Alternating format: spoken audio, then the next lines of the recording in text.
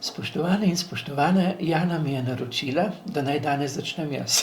Da ne bo začetek vedno enak. Tako, ampak vas pozdravljam s podobnimi besedami, kot bi pozdravila ona. Dobrodošli iz Konjskega vrha. Dobrodošli na Konjskem vrhu trenutno. Točno tako, na Konjskem vrhu. Zakaj na? Ker jaz nisem nikoli na Kapri, ker Kapra ni za ježo, ampak na Konjskem vrhu je pa na. Tako je. Ja, upamo, da je na, da nas najo ne bojo kakšni slavisti popravljali. Pa če tudi bojo, se to je samo simpatično, pridobiš nek nov vid, neko novo znanje. Ampak mi pa greva na temo Praznike. praznično Štiri svečke. temo, 4 svečke že gorijo, vse je razsvetljeno, Ja. vse se blešči in danes si rekel, da nam boš povedal nekaj o luči in in o nekaj o svetlobi. Tako je. A ni to eno in isto? Ne, Slovenci imamo izjemno možnost razlikovanja, kaj je luč in kaj je svetloba. To je tudi recimo v prevajanju Svetega pisma, ko pravijo, Bog je luč, ne? In sem se pogovarjal z eno izjemno poznavalko teh jezikov, v katerih je napisano Sveto pismo. Bila je sprejeta pri prevajanju, je bilo sprejeto načelo, da se določena hebrejska beseda vedno znova prevede z isto besedo. Ampak mi imamo pa možnost razlikovanja.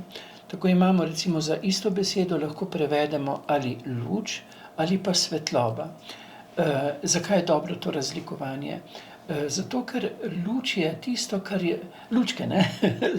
Kako lepo iti v mesto in je polno lučk. Saj to je zelo lepo, ne? Ampak obenem pa je v človeku hotenje, da je svetlo razsvetljeno ne samo navzven, ampak da tudi v sebi nosi praznično svetlobo, tisto notranjo toplino, tisto notranjo prijetnost. Navzven lučke razsvetlijo temo, navznoter pa to, kar dejansko, ja, kar v sreči, ne, je veselje, je tudi pojem razlikovanja in je sreča.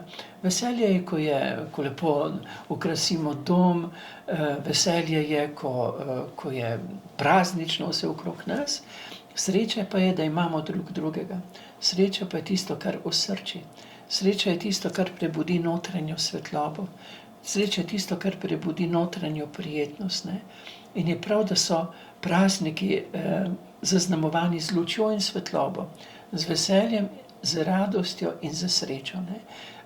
Da ne bi dejansko usmerili pozornost samo navzven, tudi navzven, ampak dejansko, da usmerimo pozornost tudi na tisto, kar dejansko polni naše srce, kar osrči, ne? Zato pa so pomembni ti pripravljalni dnevi na praznike. V čem so pomembni, ne? Tako kot gospodinje s pomočjo seveda ostalih članov družine pripravijo praznično mizo in pripravijo praznične dobrote, da potem postrežejo, kar prinaša veselje. Zato je v teh predprazničnih dneh, da smo že tik pred praznikom, dobro poskrbeti tudi za sebe, za svojo notranjo vsebino. Zato ima vsak izmed nas ne samo, bi rekel, pravico, ampak celo dolžnost, da mu je dobro.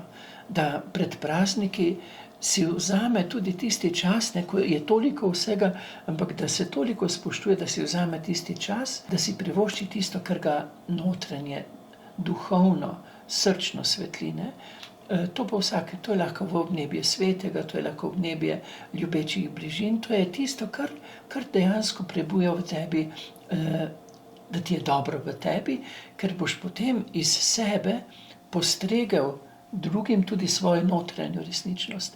Posebej najbližji zaznavajo, kar nosimo v sebi. In če jaz nisem poskrbel za sebe, da bi bilo mi v meni dobro, bodo to okušali tudi moji najbližji. In tudi, če bo potica še tako sladka in dobra in prijetna, bo dejansko manjkalo nekaj.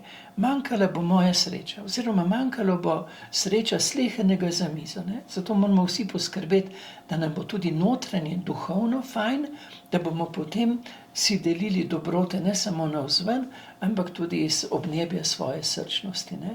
Zato si je dobro in pomembno vzeti tudi čas in pa pozornost. Je pa seveda to pomembno, da tudi veš, kaj te svetli, kaj te notranje umiri. Jaz pravim temu, ne? Vsako jutro, vsak večer grem v kapelo, pa grem v štalo. Ne? Eno me dejansko notranje svetli, ta občutek svetega v izkustvu, ne?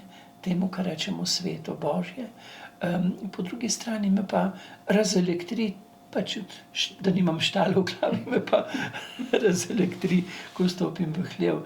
Vsak izmed nas mora vedeti, kaj so tiste začimbe, ki jih dodamo ne samo v jedi, ampak s čim začinimo tudi svoje notranje počutje, da ima polni zadovoljni okus. In temu je tudi namenjen advent, te 4 svečke. Temu je namenjen Prav advent. tisti zunanji znak je, 4 tedne imaš, če nisi že prej razmišljal o tem. Ja, in prva svečka je poskrbi zase. Ne? Druga svečka, drugi bojo zaznali tvojo notranjo resničnost. Iz prve lučke se prižge druga lučka. Iz tvoje notranje sreče se prižge svečka, sreča k tvojim najbližjim, ker okušajo tvoj mir. Tretjo svečko prižgemo tistim, ki so naši potem, so naši najbližji, potem pa ostali sorodniki, sosedje, znanci. Četrta svečka pa je dejansko svečka zapuščenih. Ne?